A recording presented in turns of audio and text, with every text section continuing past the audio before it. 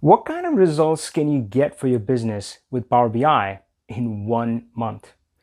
You are about to watch members of our Power BI consulting program present their real Power BI projects. This is where we promise to help businesses get real results with Power BI in just about a month. You will see projects from across industries and all over the world. A community building organization in Ohio, an emergency medical assistance provider in Kansas, a sustainable development company in Latin America, a tulip flower bulb company in Netherlands, and a housing investor operator in Utah. Now, if you need Power BI consulting help for your business, just go to our website, learnpowerbi.com, and click on consulting. We will also put a link in description. And if you are interested in learning Power BI or becoming a Power BI consultant, then check out the training page on our site or follow the link in description. Make sure to watch the whole video so you can learn the lessons from each of these projects. Enjoy this recording, and to join our future events live, just go to talkpowerbi.com. All right, so I'm assuming you guys can hear us, can see the screen. I guess on the presenter side, let's do an audio test. I don't know if, yeah, let's just go. Andrew, how are you doing today? Yeah, I'm doing well, Avi. Can hear you loud and clear. Awesome. You're coming through great. Ian? Yep. How's your morning been? Very good. Nice. Did you get any gardening in this morning? No, not yet. You're saving it for later. All right. Saving frisbee golf for later. Yeah. Frank, do you have a wine glass next to you? I know it's late for you in Netherlands. No, not that late. It's 6 o'clock, so dinner time. Yeah, not wine time. Okay. Rakesh, how about you? Hi, yes, loud and clear. What's the time in South Africa right now? It's 5 to 6. Oh, all right. Yeah, That's pretty close to Frank's time zone. All right, so let's see. And why don't I see Michael?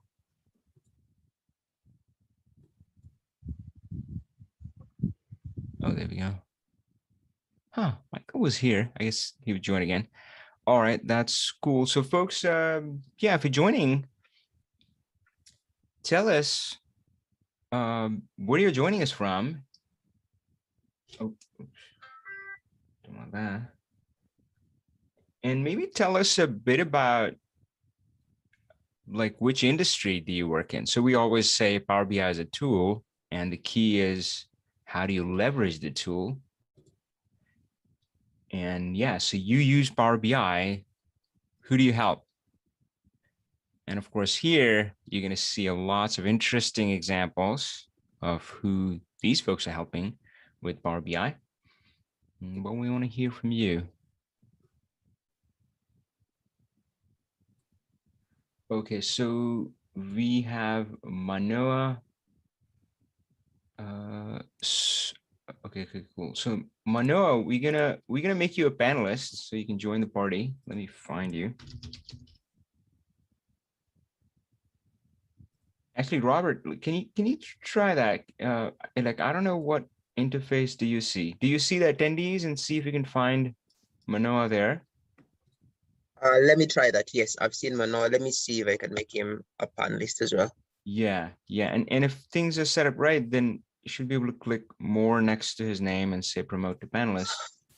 It'd be a nice test. I only have the option of chatting with him, so I guess that's over your end. Ah, okay, hold on. So what if I say,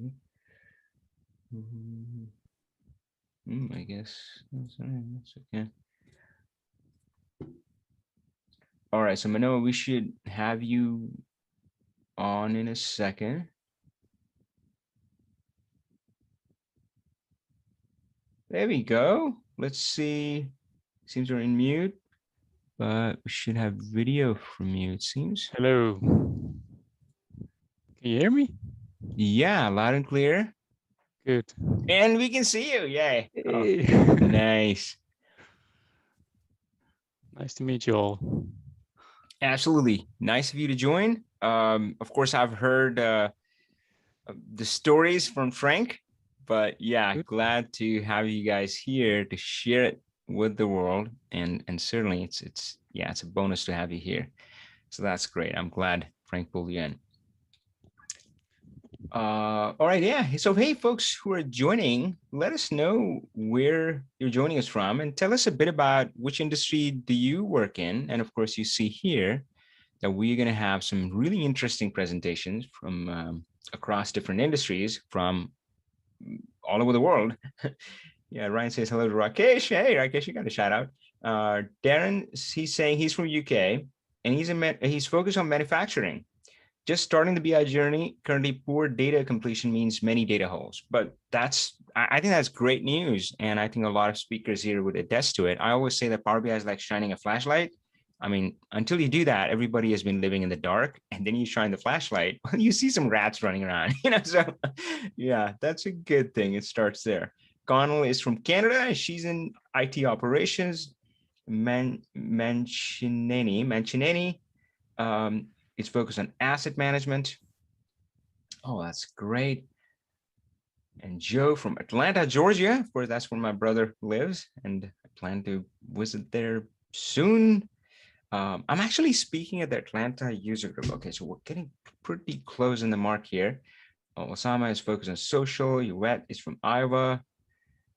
Reinventing myself as data analyst. More power to you, my friend. That's awesome. Paul, senior BI analyst, ProAmpac, Green Bay, Wisconsin. That is great. So folks, you're probably seeing the slideshow here, and I'll talk a little bit about that. So for 2 years, we have run the Power BI consultant program. It took me 1.5 years before that to muster up the courage to start offering that program. And of course, I went through a lot of fears that we all struggle with. And, it's like, oh, who am I to do this? Am I good enough? Is it going to work out? What if it doesn't work out? What if it fails? What if these people blame me to throw rocks at me and show up at my doorstep with signs? None of that happened, fortunately, and it's been incredible to watch their success, and not just that, but see the impact that they have been able to create in this world. And it's just been like a ripple flowing across. And I really feel that it's time to reinvent the workplace, and it's time to reinvent work. And I was thinking about work-life balance, and what came to me was we struggle so hard, right? I mean, like, to work-life balance, it seems like you need to, kind of, if you're working 60, 80 hours a week, you need to maybe reduce that to 40. Maybe it is about that, but I was thinking, what if we put more life in a work? Wouldn't that be awesome, right? I mean, what if work became play? What if work became this playground where we did what we loved, we created an impact, and we did it on our own terms? And of course, you can see some of the results for that. All right, so we're right on mark. So we're going to get started with our first presenter, Andrew. So I'm going to stop sharing my screen and let Andrew tell you their story. And again, thank you for everyone who's on. If I can find the stop sharing. All right, Andrew, go ahead, share your screen. We're ready and excited. Hello all. Yeah, welcome to the Real Power BI project. So yeah, I'm Andrew Ali. I do help nonprofits, making impacts in their communities, and so I was really excited to work with this charity in the Cincinnati area. They've got a vision to build a flourishing, diverse Jewish community for future generations. And so it was really, it's something that tugged on my heartstring, and really, it was more of a labor of love. That's how I'll how I'll term it. So and so we go next to what the problem they faced. Oops, not sure why this is not moving. Okay. Hold on there. Having a bit of a technical issue here. Hold on. I'll do that again. Yeah.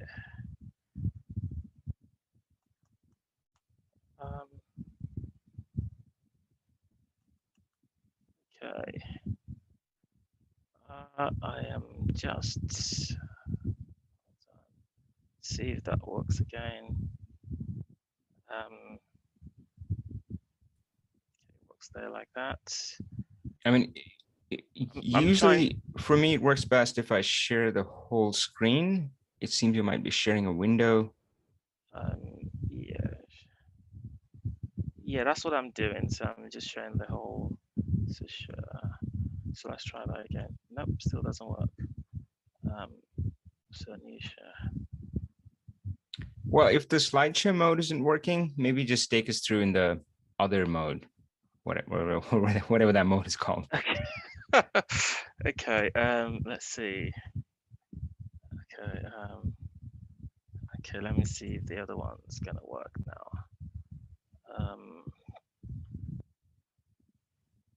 Okay, share screen.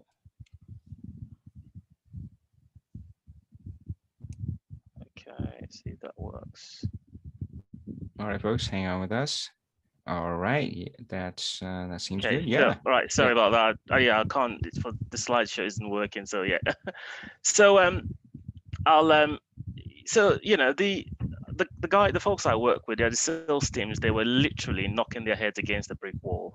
I've just put a picture out there. They are on the front line in engaging with their donors to support the impact that they make in their communities. The number one problem that we're facing is unlocking the insights that's hidden within their CRM. So they had a CRM that was not fit for reporting purposes. So they just exported to Excel, did the analysis there, with lots of spreadsheets and including some VBAs. Yet they still couldn't get the insights they needed. There was a lot of time that was spent on analyses and there was not a lot of insights. And so it was a really difficult moment for them. It was really, they go into meetings with, couldn't get much out of it, going back with lots of, and I think the process was just really time consuming, and it was really quite difficult until we had a chat, and I took them through a process. So I worked with them. We obviously through the process of bringing them into Power BI, that they've never used Power BI. They've always used, literally from the CRM, they just export to Excel. So we used the agile approach. It was a period over a 4 to 5 week period. We iterated over some steps. As this was their first step into Power BI, the output from this process was just going to serve like a proof of concept, as well as to answer some of their immediate questions. So we proceeded to, connect. They use this as a specialty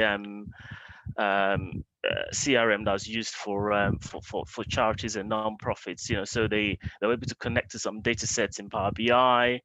We're able to build some queries. We built some relationships. Obviously, we built the measures, we built the metrics and the dashboard. So we went through a fairly, of all the things that is most important, let's focus on the top 3 things, and that's kind of what we, as almost like an introduction for them.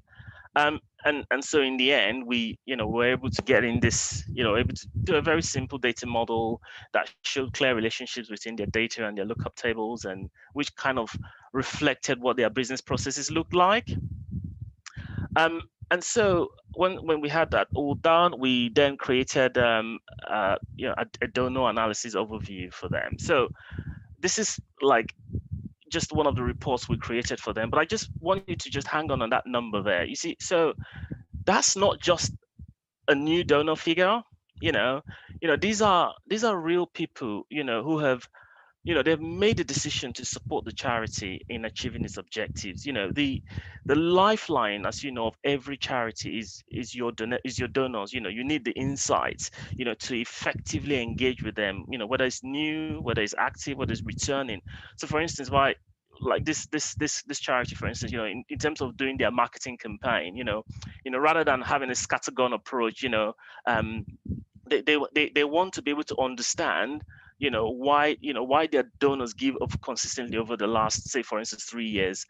Why did somebody who has been giving for the last 3 years suddenly stop giving? What has changed? How well are they able to connect and engage with their donor base, and with that knowledge help them to retain new donors? So rather than just going around doing marketing campaigns, is the insights they get from their existing donor base, and then they can then use that to connect well with them and actually deliver on their objectives. Because remember, although this, this might look like a pretty nice dashboard, but the reality of it is that the objective of this dashboard is to help them, deliver the vision, of building a flourishing, diverse Jewish community for future generations. That's the main objectives, and achieving that objective is the main goal. So being able to understand the business process, understanding the insights that every extra dollar they get means more lives are impacted. So for me, it was a real moment of truth. There was a moment of where the work we've done is actually delivering value on the ground. And I think being able to see that link for me as a professional in my life, this is me, being able to add value to lives. And I feel like so proud being part of this. And I'll go through some others. Like there are other, we went on, did some more iterations, built more metrics, built more measures to understand, number of prior year open donors, so people that gave in the previous years, that have given again, the current active donors. And I think using the Power BI tool gave us the insight to be able to do that. So with a click of a button, they could switch to different views. They could see they could understand who their donors are. They could understand how the giving has changed. They could understand the profiles. They could understand, the what, where, when, how of their engagement process. So it was a real light bulb moment. And, I think the question was, well, where has this been all our lives? And, so I think it was the value added to the customer. And I think I've been really proud to be part of this process, so so this was just one of the reports we created for them, and we did some other bits for them. But I think it was this moment about touching lives and delivering on their objectives. I think for me that was really the light bulb moment, and how it's impacted the charity. So I just have one slide here, and then this is kind of like, obviously in terms of the next steps, the charity, they now have a very solid foundation to connect better with their stakeholders, to enable them achieve their charitable objectives. They feel more confident going into their campaign cycles. They feel more that, the things, because if you think about it, a lot of people that give into charity, a lot of us that give into charities, we would love to do a lot of the charity work, but it's just the time. And being able to connect with an organization that can deliver what we can do, it's really quite key. It's a really important pillar of our society. And I think being able to, optimize them and help them to achieve those objectives is really what gets me up in the morning. And Power BI has enabled me to deliver that. So so that's kind of where we are in terms of how I've managed to help this client, really. It's just a brief run through of what I've done. And then in terms of next steps about me, I grew up with faith in God, and my life's been guided by that. And so my work is really focused on helping faith-based nonprofits, make an impact in their community, by locking that insight hidden within their data using Power BI. So, if you or somebody needs this help, please feel free to contact me to see how I can help. It's a very quick run through, but I thought I'll try keep it not too technical, just focus in terms of the values added to the customer, the values added to the charity, the fact that lives on the grounds are changed and things are happening. It really brings a real good warmth to my heart. So and so I'm living doing something that I really love to do most. That's awesome. So Andrew, thanks so much for that. So folks, you heard him, right? It's you or somebody And again, nonprofits and organizations like that, they're businesses too, and they have to manage all of that stuff, finance and so forth. But it was so clear in when Andrew was speaking that he's so passionate about this. He passionately believes in this. So yeah, you or somebody who may need Andrew's help. Actually, Andrew, keep that slide up for a while. Share it again, just so people have it. And of course, folks, we'll follow up after this, and we'll make sure you have all of the LinkedIn profiles for all of our speakers as well. But you can always get in touch with me, and I can also connect. But of course, Andrew's information is here. So Andrew, just a few questions for you. One, it's incredible to hear about what you have been able to do with this line and so forth. But I want to backtrack a bit and tell us a little bit about when you were starting out, and did you, I mean, nobody knows the future, but what were any doubts or fears in your mind as you were starting on this journey of leveraging Power BI to help businesses and nonprofits, for example, the way you did? But what were your fears and doubts at the beginning of that journey? I think my fear and doubt was initially, well, do I have the technical expertise to that? So I have, my background is as an accountant in finance and all that, and consultancy and advisory and compliance. And I think questions like, I was a bit worried, do I have the technical expertise to do it? And I found that actually I do. I think I just need that 20%, Avi, just understanding the basics. So all you need for Power BI is the basics. And so even when I started it, I mean, it wasn't plain sailing. I hit a brick wall, but I had to cycle back into, I mean, Ian is probably on. Ian probably know. He probably got some frantic calls from me. But it was about that word keeps ringing in my ears, Avi. You got to start small. You got to start from the basic. Get the basics right. And even if you're trying to get to a point, you're trying to get into these really complex stats measures, never do complex stats measures. Start Lego block approach, A, B, C, D, work your way through it. Get the first one done, get the second one done, and it's fine, because you would not only understand it better, but you would actually be able to, you actually feel satisfied by it. So I would say, don't worry, don't be worried about it. You will face a brick wall, and that's fine.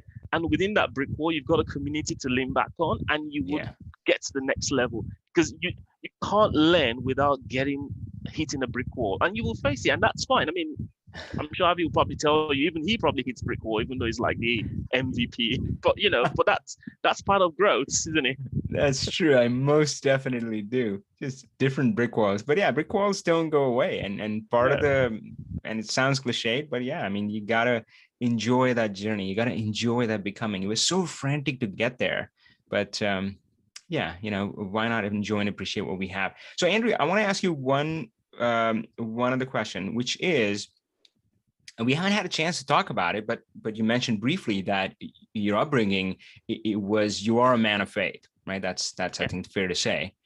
Yeah. And I find it kind of stunning that the work that you're doing is so aligned with who you are and what your beliefs are and what you really care about and want to leave the footprint in this world. How does that feel, that your work is so aligned with who you are? It does feel really great, you see. I mean, I've circled back. I mean, I started life when obviously my 20 odd years, when I obviously come out of uni and all that, started life as an accountant and all that. I still going back to my roots, because I remembered, obviously, through going to church and all that sort of stuff, and the mistakes I've made. I still find that faith that I have has really helped me back, and being able to, I just find myself being able to come back into this same line and being able to help. It's like living your best life. You really, you're able to do the thing you really love most, and that at the end of the day, the work you've done is adding value, to the thing that means the thing that means the most to you. So so I'm just kind of focused on just that. So All right, thank you so much. So folks, again, if you or somebody could use the help of Andrew, then you've seen his presentation. Let us know, and you can get in touch with Andrew there. Andrew, go ahead and you can stop the screen share, and we'll queue up our next speaker, Rakesh. So Rakesh, go ahead and share the screen. Okay, do that.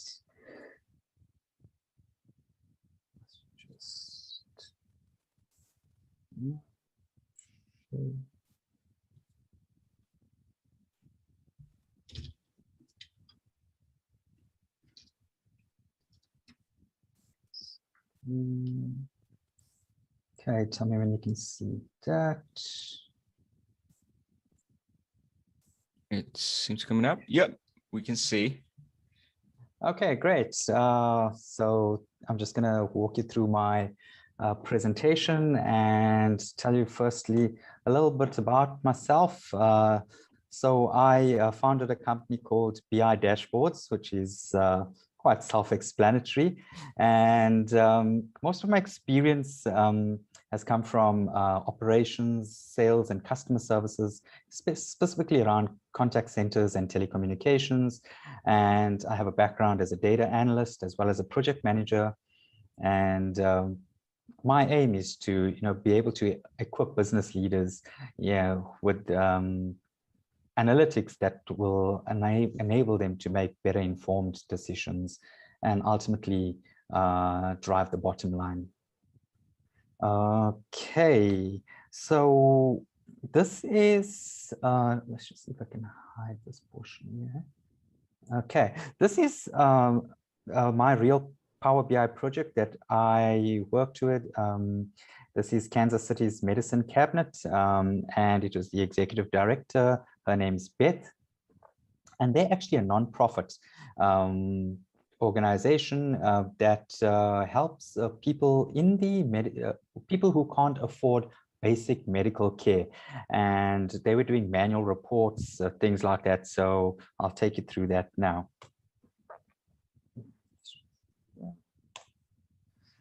Okay, so firstly, when I first had the initial meeting with Beth, she shared with me some of the problems that she was experiencing, and this was a raw file that she had. And if you look at the bottom here, you can see I've highlighted it in yellow. These were all the different sheets on her Excel document that she would copy and paste off a SharePoint from a SharePoint location, and she would paste into this Excel, and then each sheet had data like this. I've just blurred it out for sensitivity and sensitive information not to be shared there, but each sheet looked very similar. And at the bottom here, you'd see these little summaries that she's created. And she would, take all that information and then from there move it onto a report page. So she would capture all the summaries from each of the sheets and move it onto the very first tab here called a report tab. And this was obviously taking a lot of time because it was very inefficient. She was spending multiple hours in a day to complete this report, and it was only being updated on a monthly basis. So throughout the month, they had no visibility, and she was using this report to share it with potential people who would invest in or fund, should I say, Kansas City's Medicine Cabinet. So she was looking for funding, things like that. And I just want to go to the next slide here. This is what the report page looked like. So this is all that work was being done to generate this report here. And you'll see 2021, we've got January, February, March, how many clients. So this is a subset of the data that I worked with. It's not all of the information. And she's got client services, and then they broke down into the various services that they offer, which was dental, diabetic, hearing aids, optical, prescriptions, etc. And ideally, what you want to do is to have this automated and just to take out that pain and that mundaneness of performing this task once a month to have the report available. And people that she was sharing the report to weren't very engaged in it because it was, it was just numbers and it was hard to follow, things like that. So this is what we did.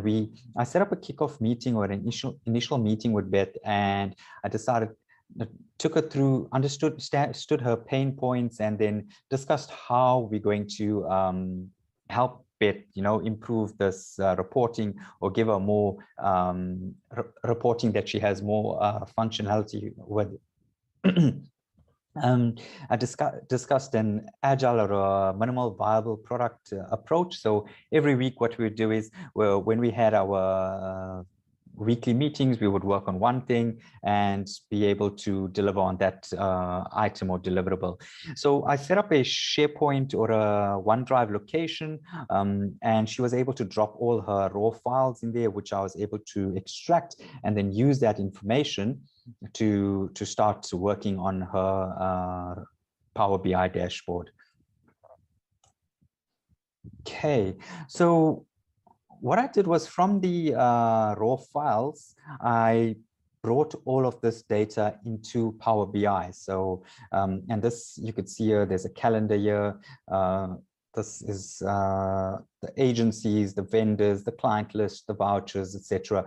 And in each one of these data sets, there was obviously cleaning involved and shaping of the data, that kind of stuff, getting it ready and prepped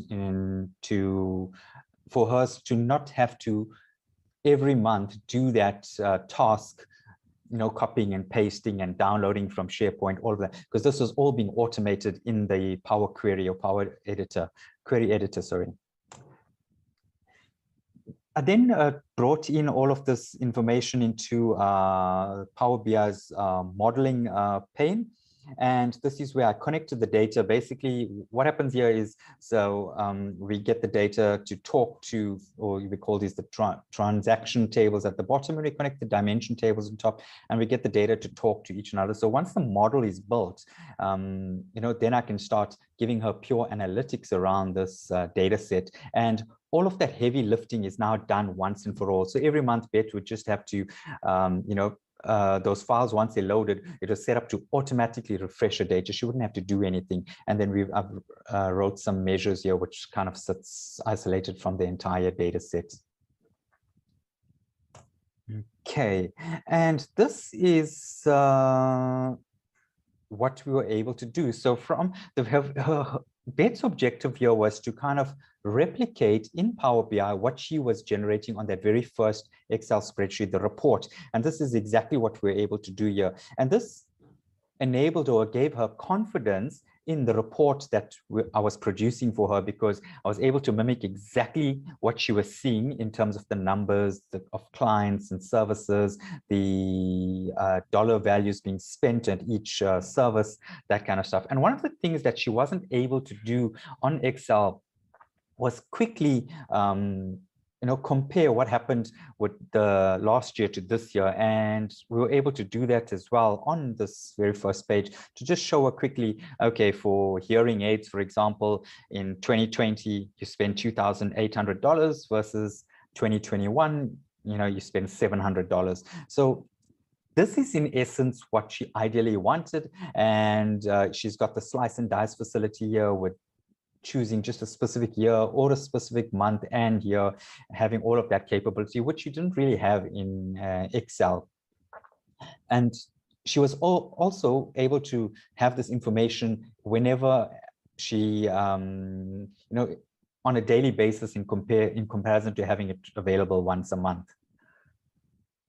Okay, I then went further to give her more information. So from the data set, previously she didn't have this kind of drill downs, or it didn't look, it was just too much of information for Excel. But in here we were able to quickly give her a visual on how many males that are being helped, or how many females. We were able to show her all the agencies that were providing these vouchers, and where these vouchers or these medical vouchers were being used at. So we could see Westport Eye Care had X amounts used at their outlets, compared to who was being least used. She didn't have this in a quick glance like this.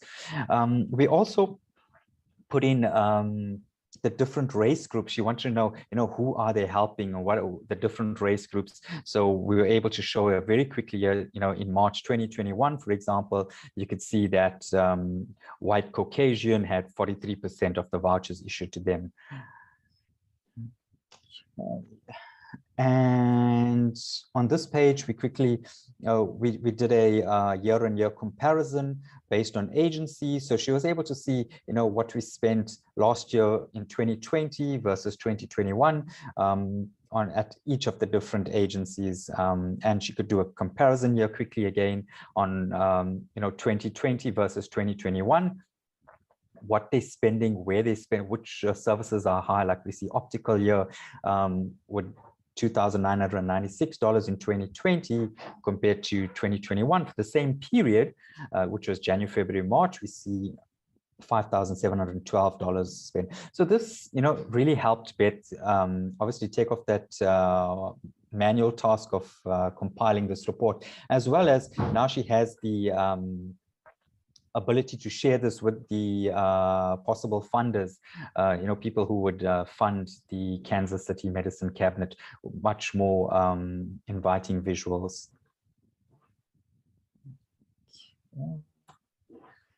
And then lastly here, okay, just a little bit about me. So I basically help contact centers because most of my experience the last 20 years has been in contact centers, specifically around, I've worked in telecommunications contact centers, and I help them improve their business processes, conversion rates, that kind of stuff. And there's some information where I can be found on LinkedIn.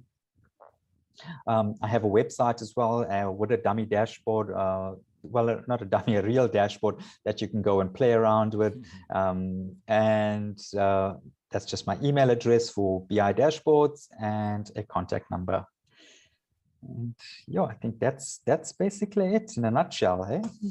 All right. Hey, that was amazing, Rakesh. So there was, so yeah, leave that contact information up for people. And Okay. we're also working. So Robert, if you can, let's put their links in the chat as well to all attendees. So Robert is going to work on that. So yeah, so take us to the contact info. Great. So Rakesh, something that really caught my attention was that when your client came to you, they said they showed you that Excel sheet, and well, kind of one of those monster Excel sheets that I know I've lived with lots of tabs and, lots of formulas here and there. And we've all lived that. And of course, a lot of companies still live in that world, and that's okay. That's why we're here for it, right? But what was striking to me was their ask. And they said, give me this, right? Because they said, yeah, give me this, but just take the pain away, right? Because it's a pain to maintain and update and all that sort of stuff. So yeah, just give me this. And I've always wondered about that this ask versus need thing, right? So we know as professionals, you can say that, oh, you need much more. You need to be able to graphically see things and slice and dice, but they don't see it yet because they're stuck in the problem. So the ask is kind of different. It's very narrow in a way, right? But that's okay. I get that. But what I want to ask you about is, it seems you very gently led them through. So you didn't, so there's a saying that I heard, like, don't try to beat people on the head with data or visualizations or Power BI, right? I mean, it just doesn't, yeah. So it seems like you were really nice with them as you held their hand and you gave them what they asked for, let them get comfortable with it, let them match the numbers and do the thing and do the bean count. And they're like, yeah, it works, right? Gain their trust. And then you gently introduce the other stuff. I mean, was it, that to me is stunning. Is that, were you doing that intentionally, or is it just intuitively you have a knack for working with people and just work that way? Tell me a bit about that. I saw a lot more when I first engaged with Beth and what she wanted, and she said, these were some of the nice to have things. They weren't really important at this point because she knew it was a time-based project, with 4 to 5 weeks. And, it was in the data set, all the information, and having connected and built that model, it gave me quick access to be able to do that, and that's the power of Power BI. But yeah, it was first, gaining the trust, as you say, like she gave me a subset with some numbers on a report, and, can I replicate those numbers? And once I replicated them, I gained her trust and her confidence in what I was producing. And from there, I was able to suggest, okay, I can do it at a race level, at an agency level, at a vendor level. You can, there was a whole lot of other visuals that we could put together, which didn't take that much of time, because the data was already clean shaped, and the heavy lifting that she would have been doing in Excel to obtain that information was being automated in Power BI. Love it. And having that, And yeah, you're exactly right. I mean, Power BI does make it easy for us because, we can give them what they want, but then it's really easy to create other visualization layer on that. But folks, I think it's important, as you saw on Rakesh too, you can't ignore the people aspect. If anything, it's more important, maybe far more important than the tech aspect. And of course, Rakesh navigated it really well. So kind of a different question, Rakesh. So, so the work that you're doing and helping companies and the impact you're about to create and this path you're on, I know you're a family man. What does this mean to you in terms of your family? Like, why? Yeah, is there a connection between kind of your personal domain, right, life, family, and now the work that you're doing and the direction you're going in? Yeah, so, I've always, I think I mentioned earlier, I've always been in operations and managing people and that kind of stuff. And it was an interesting journey for me. I got interested in Forex actually. And then I started learning how to build these Forex robots that can automatically transact for you and stuff like that. And I never really pursued. And then somehow, I was the guy who would subscribe to a car magazine and flip to the back of the pages, skip all the pictures and go to the back, and I would read all the car stats, and it would just stick in my head. And we'd be hanging around a braai or a barbecue and just chatting with friends, and cars would come up and I knew all the stats, braking power, speed, and somehow, the dots just connected, like, this is a passion. And I became the corner, at the office, and I was working on Excel and just became frustrated with the limitations.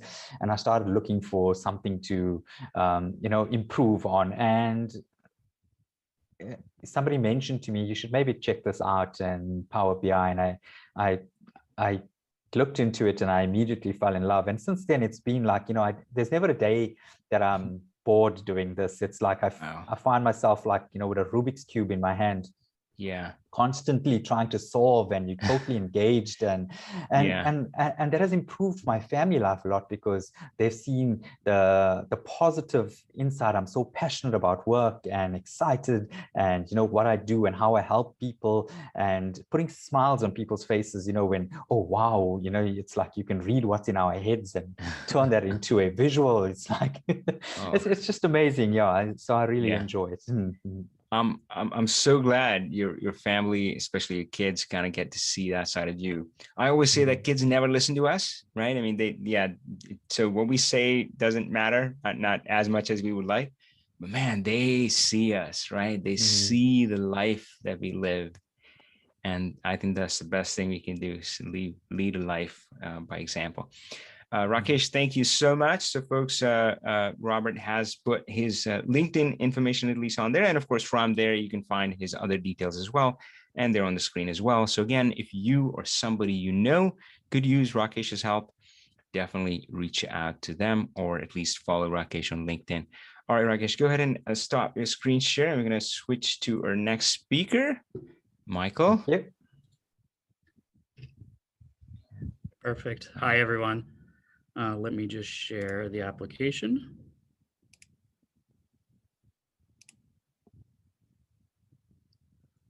Okay, perfect.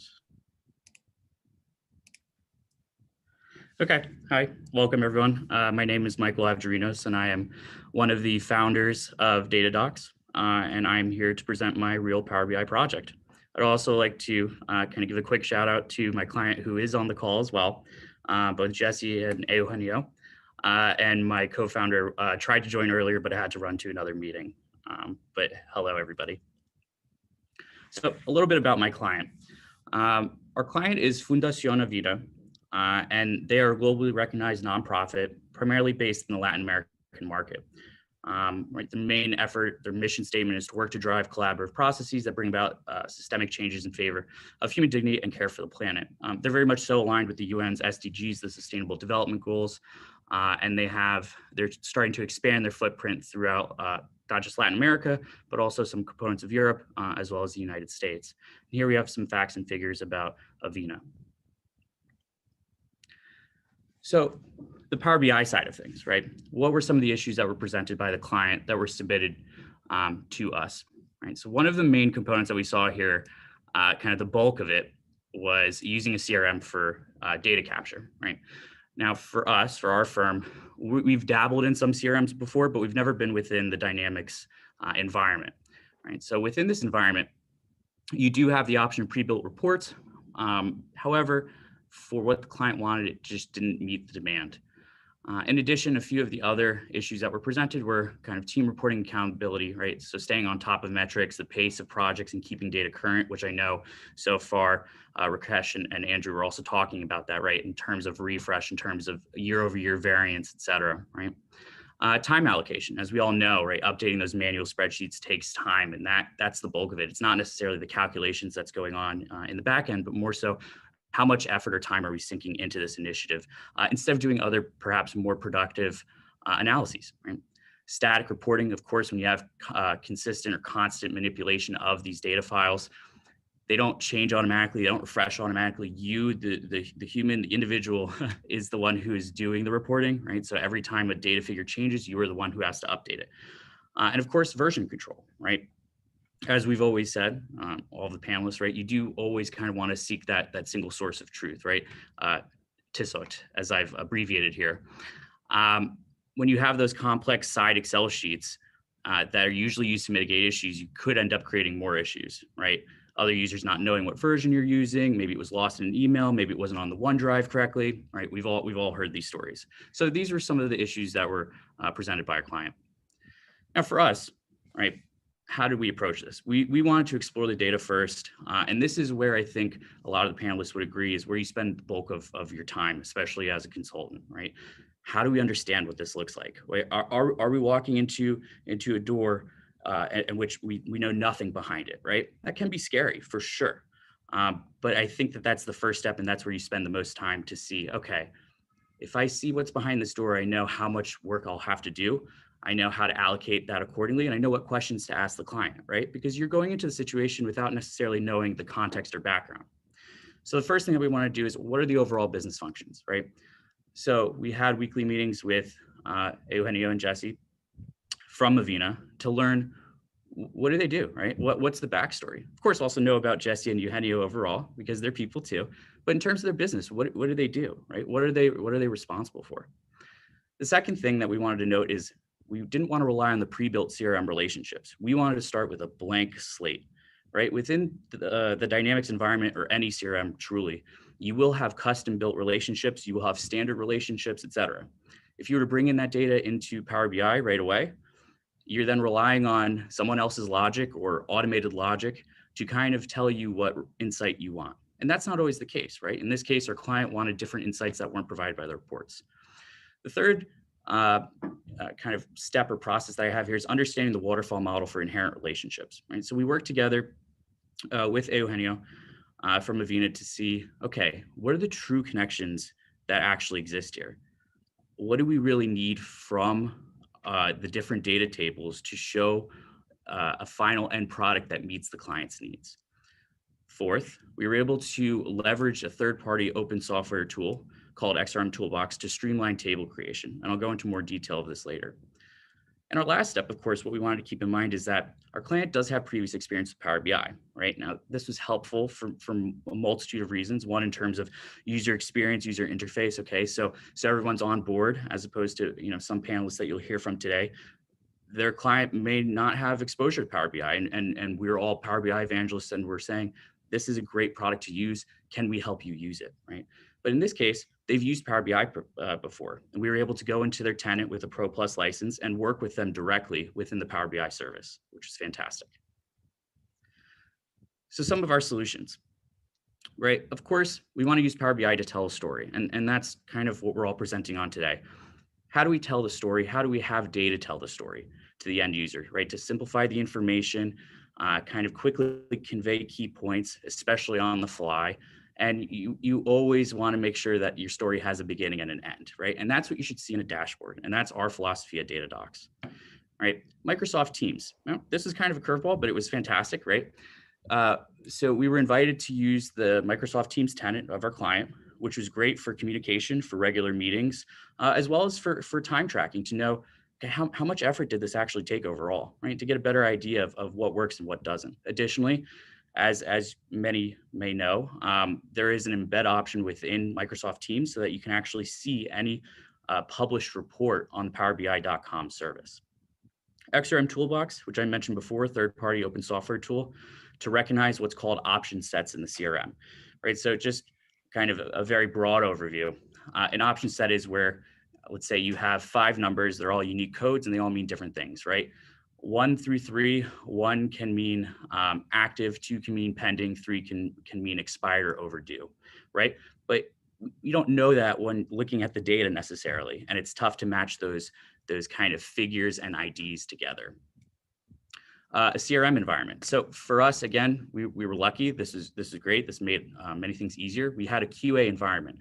So what that means is we were able to have a copy of the data that the business uses without it being in production. So all of the end users are still using what's called the production version, whereas my firm is using the QA version. So any kind of issues, or if we blow it up or anything like that, we're not destroying business processes that are necessary for a daily basis. And we can kind of move around in that environment without too much issue. And of course, lastly, as we're all talking about, right, automation of insights. All data that's loaded into the CRM from now until forever will be refreshed into PBI daily, right? This decreases time spent for all business users that may have to manually repivot the data, reformat the data, et cetera, right? This way, on a month-to-month basis, when our client either receives what we're calling investment money, all of our facts and figures, all of our visualizations, et cetera, will be updated along with the refresh. So some of our timeline goals. Myself, me and my co-founder like to work on timelines. That's something that we love to do because it keeps both of us accountable. And of course, our client was very happy to do that with us, to be a part of that journey with us, to say, okay, I think this is plausible. Do you think this is too much? This is probably out of scope, et cetera, right? So to your left here, you can see the month of May, which is when really the true bulk of the project started. We had data exploration, et cetera. We were looking at the CRM and we completed our own mockups, both us and the client, which was extremely helpful too, because we could say, okay, without biasing the conversation, right? Can my co-founder and I create a mock-up from our idea, from our conversation that we've had with the client? And can the client also come up with something? And is the end product the same? What's different? Did we interpret something differently? Oh, we're on the same page. Cool, right? So this is a good way to have that conversation, to be on the same page and to move forward together.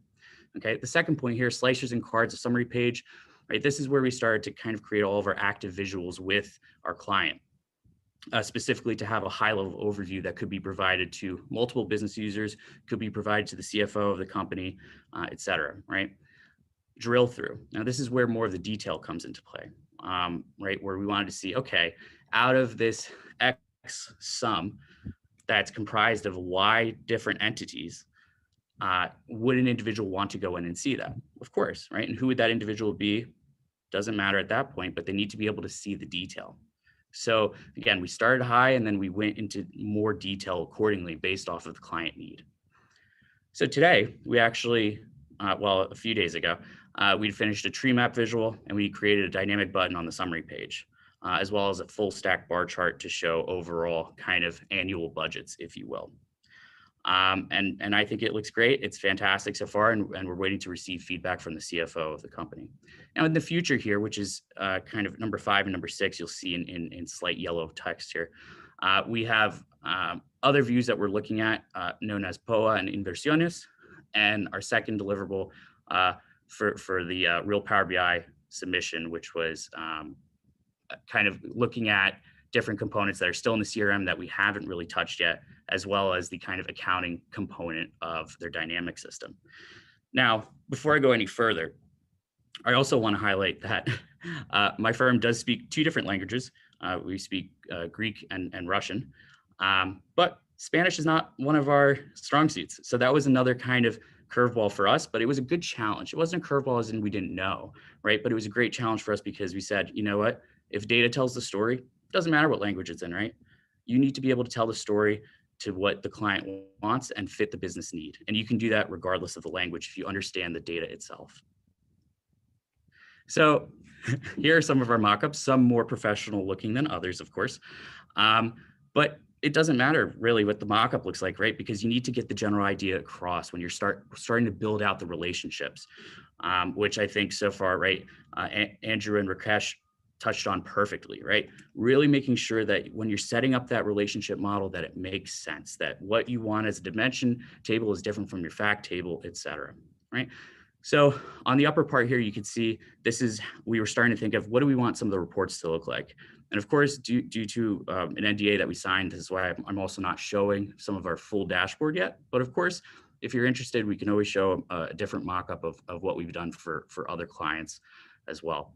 But at the top here, you can see some of the visuals that we've created, right? So kind of budget to variance, what have we received overall across different number of years?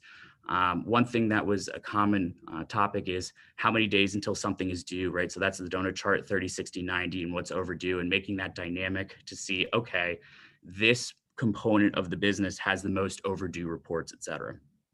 Okay, on your bottom left here and on the bottom right, you'll see what we were talking about in terms of relationships, right? This is pretty, it could get pretty hairy, right? I mean, there's a lot that's going on here. And again, it's in another language, right? And on top of that, our firm has a background of over 20 years of grants financial management, especially when it comes to nonprofits and particularly within the healthcare sector.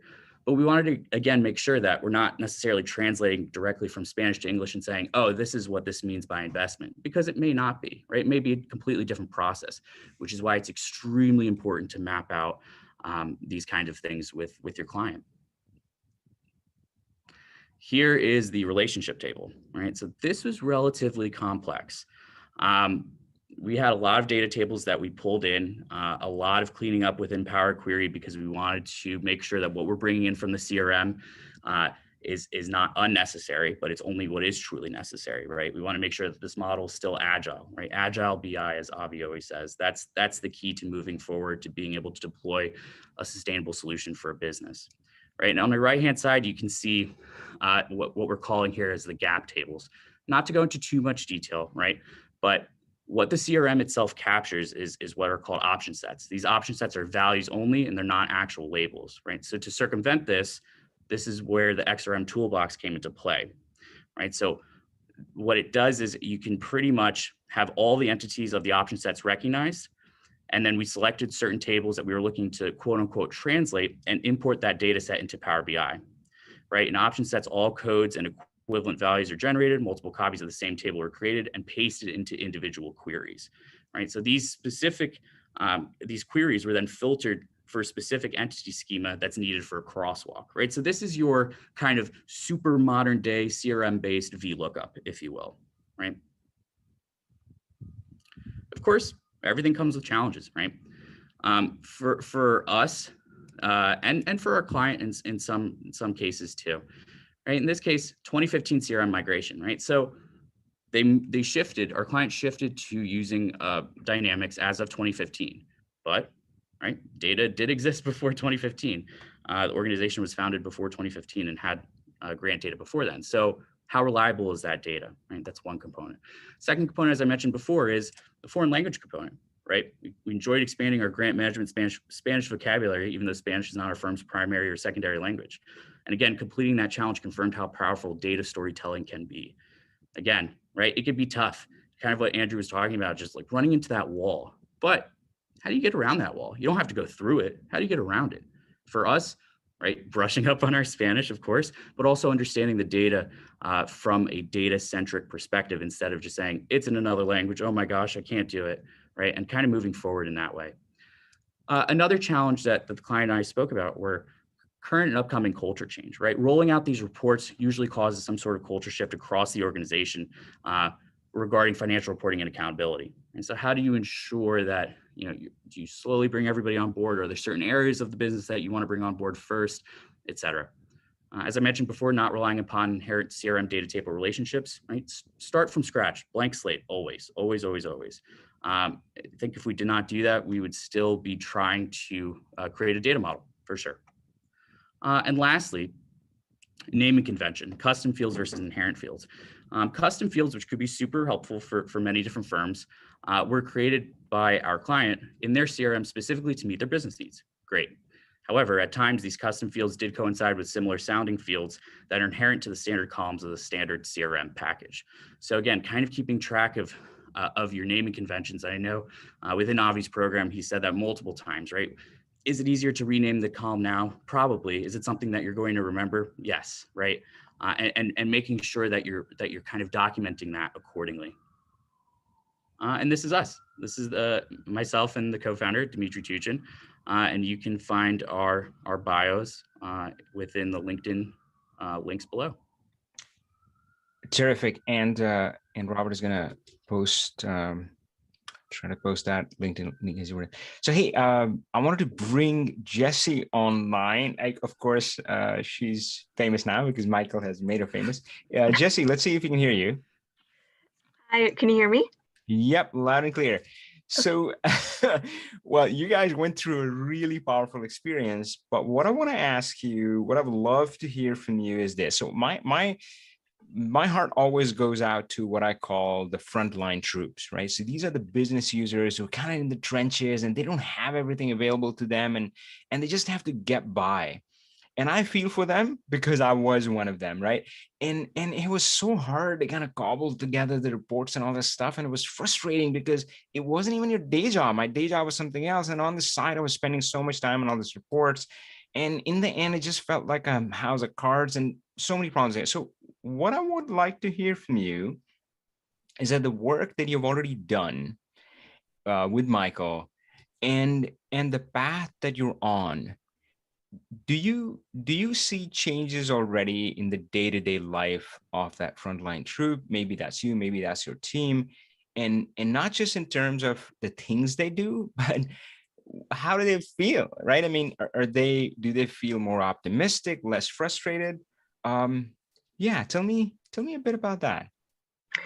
So we're still presenting we have to present to the CFO, but I can definitely speak for myself since I am one of the people doing those ridiculously inefficient monthly reports. Yeah. But yeah, this is great. It's for me, the best part was the direct connection to the CRM is incredible. So for me, that was the best part. But an additional benefit, which I didn't think would happen ahead of time, is how much this has I've been able to look at our own business model objectively. So I've been able to kind of see, oh, this doesn't work. And it's problems that I knew existed, but when I see them or when I realize I can't have the table I want because the data's not there, it's a whole different level. And so I think in terms of moving our business forward and cultural shifts, it's going to be great. Oh, love it. Yeah, we were talking earlier how Power BI is kind of shining a torchlight, and sometimes you don't like the things you see, but that gives you an opportunity to kind of fix them. So that's great. Michael, I want to hear a little bit more from you. Tell us about Datadox. What is your mission and who do you help? Who do you serve? So our main clients so far and who we've served because of our background is nonprofits and nonprofits specifically within the healthcare space. So both Dimitri and I come from a heavy healthcare background, which at least in the state of New York where we're based, all has to be nonprofit, right? There are no for-profit hospitals typically in the Northeast at all. So many kind of nonprofit methodologies fall under the same kind of guise as a hospital here as well. But that's who we aim to serve. And so far we've kind of branched out into smaller to medium-sized businesses that are focused within the healthcare space, regardless of tax status, because at the end of the day, our main clients have been doctors, as well as nurses and other healthcare personnel. Of course, you know, we've always kind of resonated with Jessie because I am on a team within a larger organization with Dimitri where we were doing a lot of those manual reports, and this is kind of how it all started, right? Where we said, that's enough. Thank you. Please no more. Let's automate this, right? Why are we spending so much time doing this? Why is there a meeting to talk about the report that has no version control whatsoever? Why do that, right? So we decided to roll that out within our own organization where we are employed, and then we said, hey, this is a pretty good idea. I think that we can make a run with this whole plan and kind of bring data streamlining to nonprofits overall, but also within the healthcare space. And typically healthcare and financial services, for those of you who may not be in the US, those are typically what we call the dinosaur industries of data, right? Where it's like, oh, you're still using VBA and there's two people that maybe know how to do that whole report. So what happens when they leave, right? Or other questions that come up of that nature. But it's an area that's very ripe for this type of work, especially when it's what we call the non-clinical side, right? All the clinical innovation in the world, the new cyber knives or anything related to healthcare advancement, cool, but that's a tool. How do we look at the data that's either generated by that tool or, right, just overall administrative back-end processes, right? Grant management, for instance. Love it. Hey, I think you touched one of my nerves when you brought up VBA, and you might have ruffled some other feathers on the board. Ouch. But yeah, I want to thank both Jesse and Michael for the incredible work that they did. And they make, well, you guys are helping me serve my mission. If folks don't know my mission, it's, well, the top line at least reads, be the thread that connects and empowers others. So of course, I really can't fulfill my mission without people like Michael and Jesse. So thank you so much. And yeah, we'll move on to our next exciting speaker, Frank. Hello, Go Avi. ahead and share your screen. Yep. Yeah, I will share my screen. Let's test it. Or you see my presentation now? We do, yes. Yes. Now I will try to slide to another slide. Yeah, also, yeah, it's working. Okay. Okay, first of all, something about me, so you know who is talking to you. I live in the Netherlands. I have a wife and kids, so that's my foundation at home. I like to bicycle. I have a finance and healthcare background, so I relate to Michael and to Andrew, like finance and accounting. I'm a CPA, not in business, not public, but in business, we call that. So I'm working in a hospital now, and I just quit to be fully a Power BI consultant. So that's my new job. I'm a Pro Plus member since February 2020, and I thought it was time to present something in the real Power BI project. Who do I serve? I mainly serve people. So Power BI is a tool, but I serve finance people. Like Manu, my client, is also here, and thank you, you joined. And yeah, that's the people I'm target, and I hope I can teach him something, and we can make a nice dashboard for him. My specialty is healthcare. So finance and healthcare, that's my specialty. But finance in global is also something I do. And on the right, you see some dashboard already I built. And in the hospital, you see the data structure. So that's, like Michael said, there are many tools. And in the hospital, we have also Navision. So I'm also acquainted with the Navision databases. Okay, let's go further. Let's go to the client. Well, so like I said, Manua, thank you that you are here. We connected through all the people out of the world. There was a project from Holland and also a tube. So yeah, that's related to me because I'm also from the Netherlands. So yeah, so we connected and we can speak Dutch. Now I'm speaking English, but Dutch is my native language. Something about the client, the project. It's a historical family. They produce like 115 million tubes. If you want to add something, Manuel, feel free to unmute yourself and add something. They have different colors, so the flowers are in all kinds of colors. They also do growing the tubes, but they're also forcing.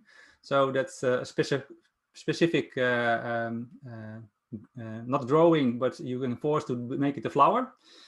And he has a small finance team. So it is, of course, the main production is the flowers and a small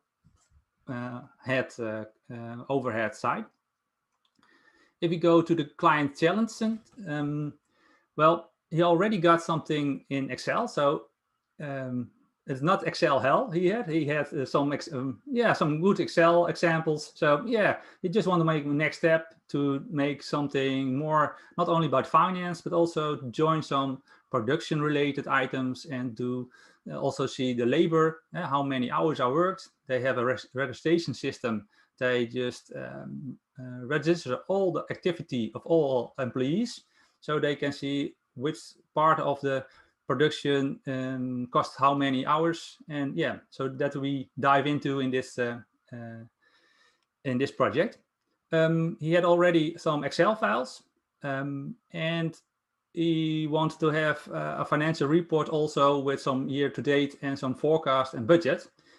Well, the budget it was on another aggregation and other category system, so it was more a cash flow and not really a budget. So that's something we're going to do in the future. But we tried it, and it was a fun journey. Let's go to the end result. This is the current end result.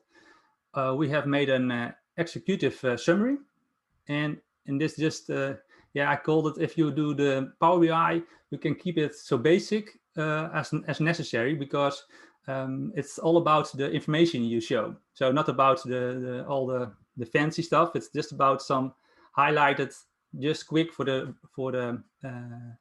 directors and for the finance. So on the left, you see the actuals from year to date and the actuals from the comparison. Then you have the revenue and the costs. And then you can see on the right, just a breakdown of the revenue against last year, the comparison, and also the costs. And then from the bottom, you can see that the revenue is how many plants, how many tubes are picked and are planted. So you see some correlation between the revenue and your production. And on the right corner, you see the relation between your labor costs and your hours. So that's in one shot. You can see overall how you are doing, and is it in line with last year, or do you do something better? It is a seasonal product, so they had a fiscal year that made it some challenges, but it was also it started just with Avis and the Ultimate Table and tweaked it a little bit, so you can make a nice fiscal table. Something about the process. We did our first meeting, and we discussed the needs. We discussed, is it a click? Is it a match? Then it's good to sign agreements. We didn't sign an NDA. We signed a Dutch agreement. And we shared our Excel files, like I always saw in presentation of Rakesh, in a OneDrive. Yeah, so you can do that safely. Then we did a weekly Zoom meeting. So we went to the project, so step by step. And I did some extra with video recording, because Manuwa is also, and that's very good, want to teach Power BI in a deeper manner. So he can maintain and also build himself in the future. So yeah, we just made a video record of some pieces of the project, and in the future I think we make some extra videos. We already connected with the financial system, so the desktop was connected with the bookkeeping system. We decided to do that for a later stadium, so we planned it not to do it with this project of 8 weeks, but just park it, and in the next step to exchange the Excel files with the bookkeeping system. And also, like I said, it's people first and then the tech. Now you see some pictures how it look like. Then the data model. It's a simple rules. We just related one-to-manys. On the top we had a P&L, and we had two, and that is common in finance. You have two chart of accounts. So sometimes you have internally, you're on other categories than externally. So one is the management information and one is the reporting. So we had both in the system. You can, it's just two different kind of categories. we used the organization structure, calendar, some method tables, and on the bottom we just had the fact tables and created one-to-many relations. Well, one of the demands was that he can drill down to a lower level, but you don't have to always to drill down. You can also make a tooltip. You can also make something to mark up. So that's very easy to do in Power BI. You can just make a small tooltip page, and you can reference if you hover over it. So that's just for the showing how you can do that to put in the picture.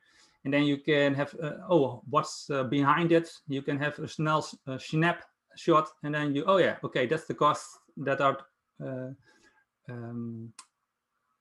how do you say that? That are the biggest costs at the moment that are making the high or the low bubble. This is the production. So Manua and we went further from the finance to some more detail about the labor and the tubes. So we made some total productivity on the bottom, and also some hours and activities. So you can see, okay, how many hours are there spent, but also how many activities are in that month. Yeah, so that's a breakdown. Further, we had, because we are finance people, yeah, I had to discuss with Manu the first time. We don't want to on the top a guard. I don't know how you say that in it's the dashboard. The dashboard. How do you call that? Gauge? Yeah, this like the car dash, right? Yeah, Which yeah. shows the speed. Yeah. Yeah, Emmanuel won them, but I said if I do that, I get the whole panel over me. So I don't did it because it's I did it a scorecard. But what we did was just a simple table, because finance people love to have a table with some down drilling.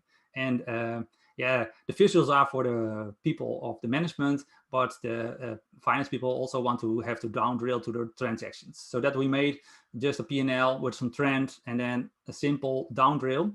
So you can see work bookings, work transactions are beneath the number you are just down drilling on. And also you can then specify by each month. So you can down drill, so you can also see the bookings. Oh, what's happening in this month? So it's more for the analyze tool. The first page is more for the clear management review and discussion. And this is more for the analyze for the financial people to make some, okay, what's behind it? Yeah, some to make an analyze. Yeah, that was in small the project. We are just decided that we want to move further and replace the downloads with the SQL connection. Already said that. And yeah, some next steps are publishing to the Power BI service, so the users also can use it. The desktop is also for the garage, is also for the builders, but for the directors, you can use Power BI service. And we're also discussing maybe to connect to the inventory system. And yeah, also main target is to teach the client to get on the journey of Power BI and yeah, to be on your own and be capable to do the self-service and some building themselves. I don't know if Manuel has something to add to this presentation. Yeah, actually, Manuel, if I can, well, first of all, thank you for partnering with Frank. And actually, that's what I would like to ask about. It's clear from Frank's presentation that both of you worked really closely together. And I think that frankly is seeming like a sign, which we've seen in other presentations as well, is that, yeah, that relationship is key. But I'm really curious, what was it originally that inspired you to get started in this direction to begin with? Yeah, I think it was said before, but like every month you feel the pressure to report.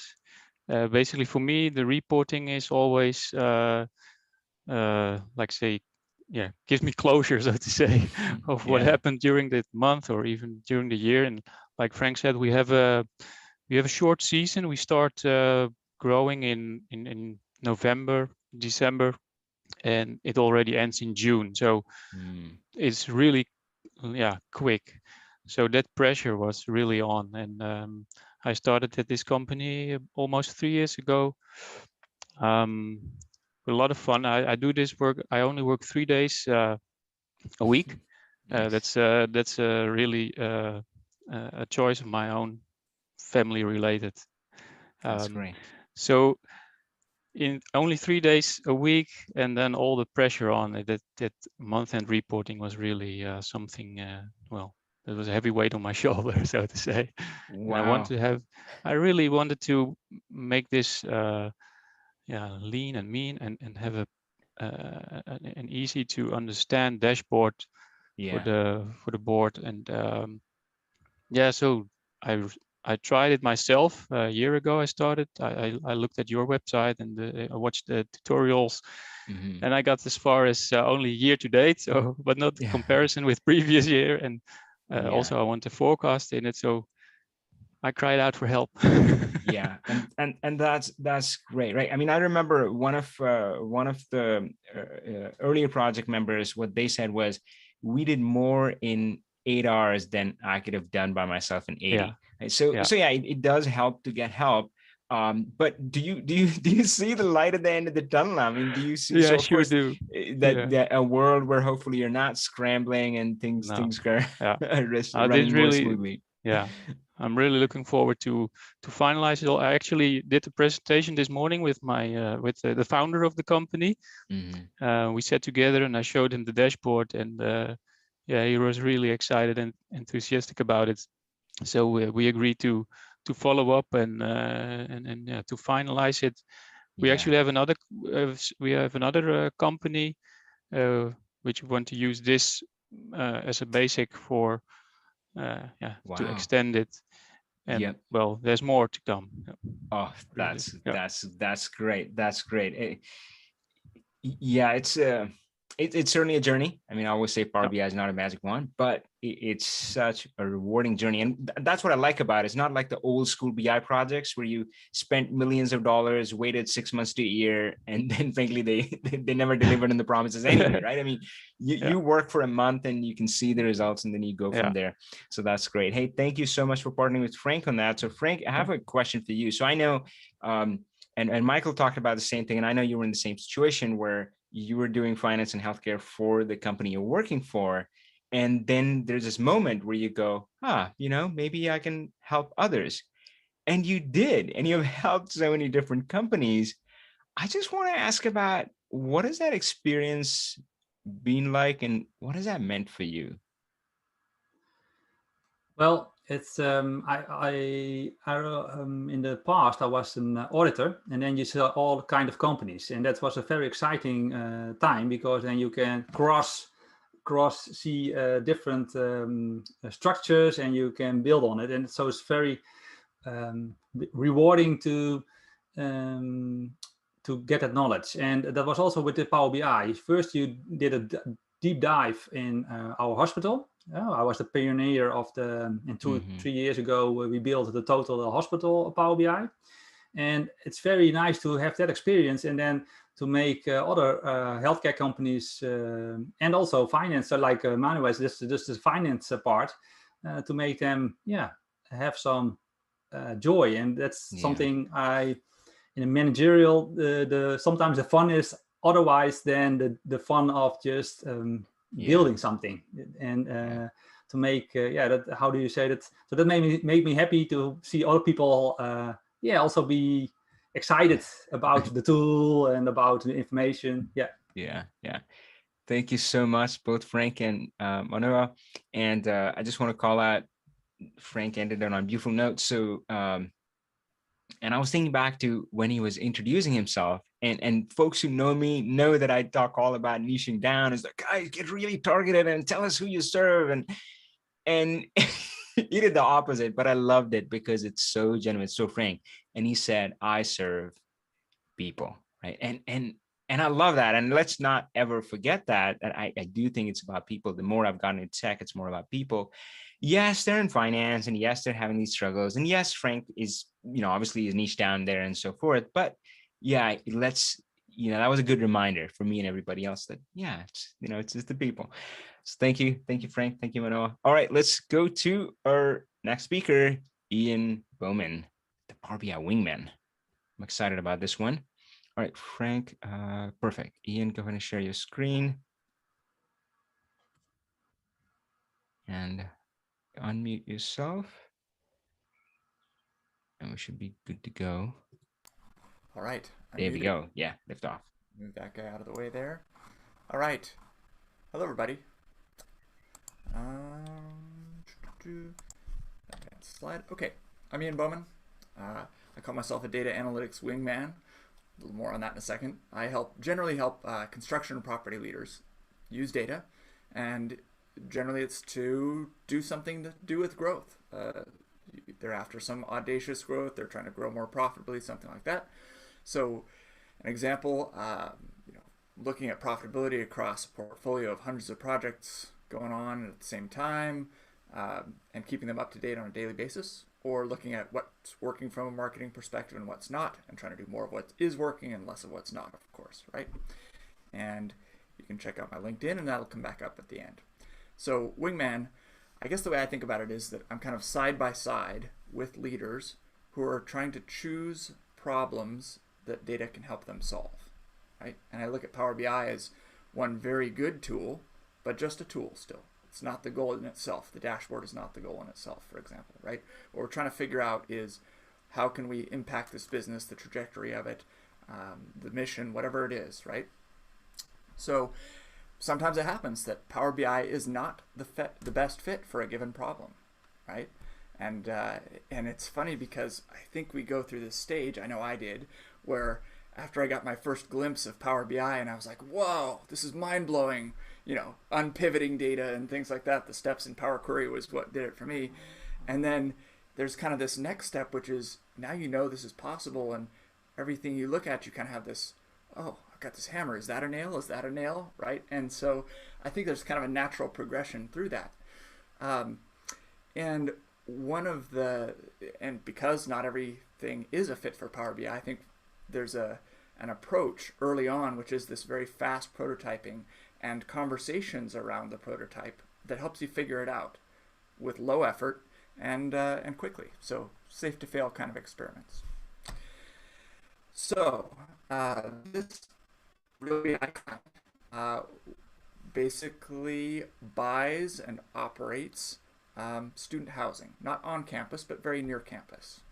And so their business model is to buy something that's maybe underperforming, fix it up, give it some new amenities, and then and then be able to rent it out for more, make it more profitable, and grow. And so their challenge was, okay, we've got these few markets that we know. We want to move into more markets so that we can grow faster, right? And do that well. But we don't know those markets as well. We don't know the properties that are there. And so we'd like to basically double what we're doing, okay? And so that's good. That's a pretty strategic growth kind of oriented problem. That's one of the things that I like. It's niche enough, good. So we started down this path, and overall, this whole thing took about 3 hours of development time and about 6 hours of discussion. So it wasn't a heavy investment. It was kind of mainly about getting to know each other and understanding the space and doing a little bit of prototyping and then understanding it a little bit better. Ultimately, we decided that Power BI wasn't the best fit for this, and that's okay. That happens, right? Quick look at the data model. You can see it's pretty basic, right? We've got the properties, and then we've got some of the performance metrics, and then we've done the measures so that we can drag them on really easily. And you can see that I'm not even following best practices here because there were actually multiple relationships that we could have used for this thing. There were owners, operators, managers, whatever, right? Lots of different relationships that could have been. So we were just kind of flipping them around and trying different things. But it was good enough for what we were going to do for a prototype and a short, discussion about it. Along the way, as we were kind of asking, well, okay, if we looked at this thing, would we want this other piece of data? Well, how could we get that other piece of data, right? What we actually discovered was there were reports that were available that were much better and easier than the way that they were getting the data currently. And so that took a big bite out of the problem that we thought existed, right? Because they were doing a lot of screen scraping for some of the data and other things like that as a precursor that we were loading in here. But we found there was a better, cleaner source of data. And this was the first, I'll call it an exploration board. And we're looking at the data in a different way, right? It's not meant to be a dashboard. It's meant to be, how can we look at this data and slice and dice it just to understand what's going on. So a lot of their goal is to look at a growing market where they go, okay, they're going to need more housing in that market. And then find some of the properties in particular that were underperforming. And I talked about their business model before, so that's what they're trying to do. And because they like to invest it within a certain radius around a school, and they have some particular rent targets that they kind of are comfortable with, right? They don't necessarily operate in $2,000 a month rent. They operate in a narrower band than that. This made it easier to kind of look at that. And ultimately, we could drill down further than this. We didn't need to build out those screens yet, because I think by this time we were starting to go, I don't know if this is necessarily a Power BI thing. It might be more of an Excel thing, right? In Excel, you know, there's a lot of anti-Excel when you've taken it too far. But there are things even within Excel, the Power Query part, for example, right, that can make even Excel a lot more repeatable. And so that may be a better candidate for this.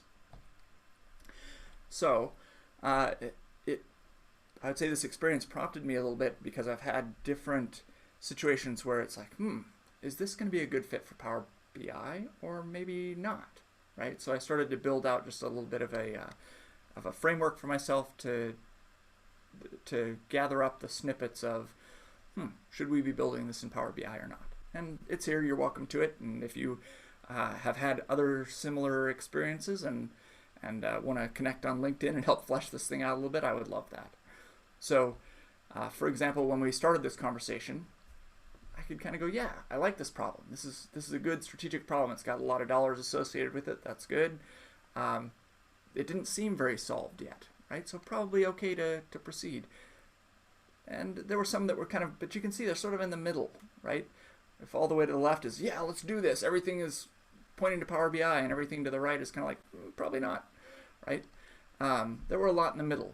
So as we discussed things and looked at that dashboard, and I would say, you know, the looking at it and the trying it out is an important piece of it. Some of these things I could have said up front, hey, I don't think this is going to be the right fit, but that's different than taking them on a discovery journey of where it is and isn't the right fit and letting them help make that call, right? So that's what we ended up doing. We kind of found that some of the things that seemed a little bit more middle tended to slide to the right. And so overall, it didn't feel like a good fit by the end. We still had a great experience together. It was a lot of fun. We helped them learn really quickly about Power BI strengths and you know, what might make a better project in the future. We freed up the client to focus on higher value problems, myself as well, and it kind of prompted that iteration of that problem fit framework that I'll continue to use. So that was the gist of the project, and there's my contact info, and you can see my marketing assistant dog is pointing you to LinkedIn as a good place to catch up with me.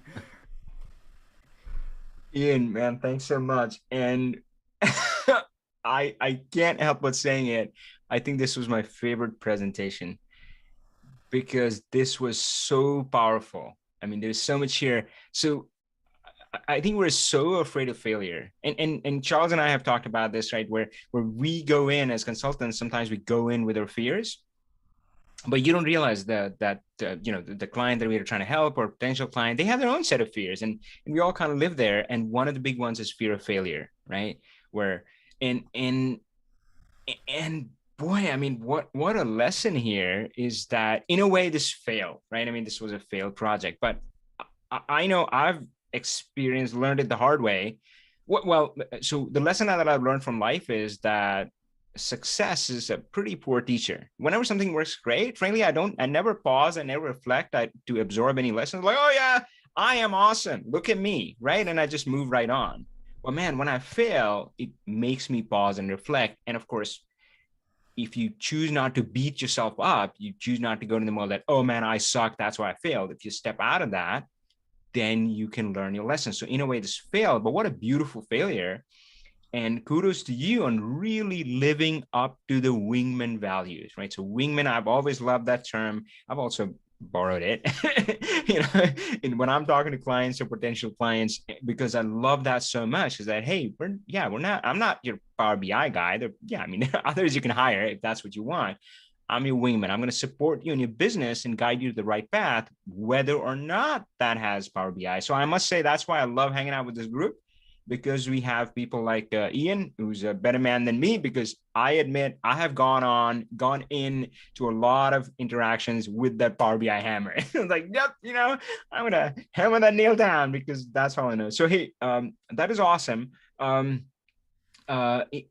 tell us a little bit more about the wingman idea. Specifically, maybe tell us about one of your existing clients whom you have worked and helped with the long term, and how maybe the relationship has evolved and grown, and you've ended up helping maybe in different areas and what you never even thought about. Tell us a bit more about that, the wingman thing. Yeah. So one of the interesting things is that I think people that are at the top of an organization, CEO or some C-level, they lose a lot of visibility into what's going on in their organization, especially in fields like construction where things all happen out there, right? It's not happening in a manufacturing plant where you can kind of walk around and see a lot of it. It's happening all over the place. And once they get enough different projects going on, you couldn't drive to all of them in a day if you wanted to, let alone a month or more. And so they really have to start to rely on data.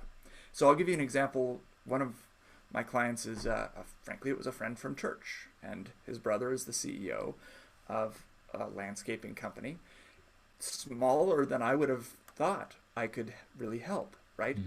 But they do somewhere between 500 and 1,000 projects a year. Wow. That seems to be a common theme of like, oh, there are enough projects that you can start to lose track, right?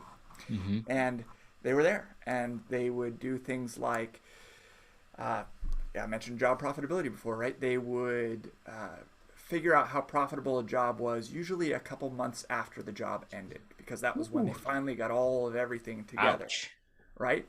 And it was great if they could do it within a week after, right? But now they kind of know every day, how's this project going? Now, you don't necessarily know how the unforeseen stuff that's ahead, but you can get a pretty good sense of how it's going, not just that project, but in summary across all of them. And that's a theme, I would say, for job profitability of any kind of construction, professional services kind of thing. And by doing that, I would say we got to know a lot about what was working, what divisions of their business were profitable or less so, where they needed to adjust pricing. It just kind of goes on and on from there. If you've got this, like the heart of a business is some kind of repeatable thing that you can do again and again at profit, right?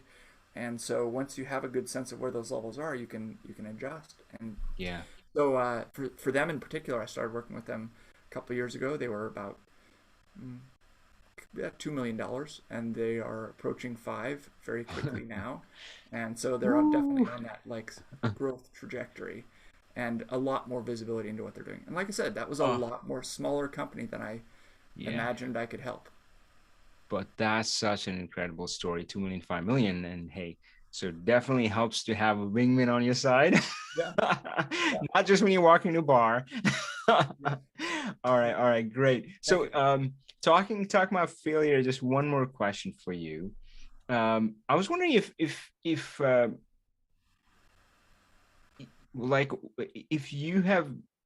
you have experienced something like that, where you did fail in like your business or life or something that happened and you came out of that with a lesson?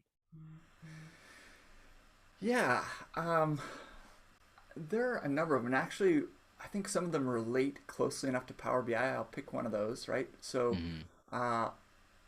for many years, my role in a more corporate job was around product management and product director. And so you're often making business cases for, hey, I'd like $1 million to build this piece of software or that, right? And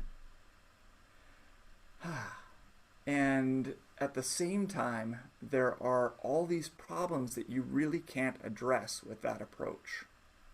And so, you find yourself kind of pigeonholing sometimes into, oh, well, this is either Excel or this is a much larger project, right? That needs a team of developers.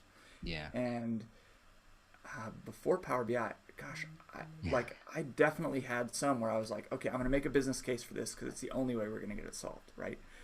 Okay, there's $1 million. Was that the best spent $1 million? No. And you can look at some of those and like year after year, and I can look at some of them and go, man, that didn't do what we were trying to do, right? Yeah. And so that's, I would say, one of the things that I really like about Power BI is it fits that middle space that's kind of in between, and you can make those choices much more granularly, right? And much more quickly. So it ultimately was kind of what prompted me to not want to continue in that path of corporate, it's big or it's Excel, a few years ago, and go straight for this thing, which is has a lot more range to it, I would say. Love it. Such a beautiful story. So folks, you heard about what a wingman can do for you. So yeah, if you are somebody that business needs a wingman, you know who to call. All right, folks. So hey, I wish Zoom did this thing where we could end the broadcast and just hang out with the speakers. But unfortunately, they don't let you do that. But I just want to tell all the speakers that, man, I love you. This was awesome. And I think that's been the best part of my journey. As Frank said, it's been the people. And I feel so lucky and humbled to just be around all of you. And I'm always learning, and you're always pushing me and challenging me, and being my mirror, and making me a better person. And I hope the others, the attendees, can say the same, that they got at least one lesson out of it. So folks, hopefully you enjoyed this as well. All right, folks. So we'll sign off, and we'll see you in our next Talk Power BI event. All right, take care, guys. Bye-bye.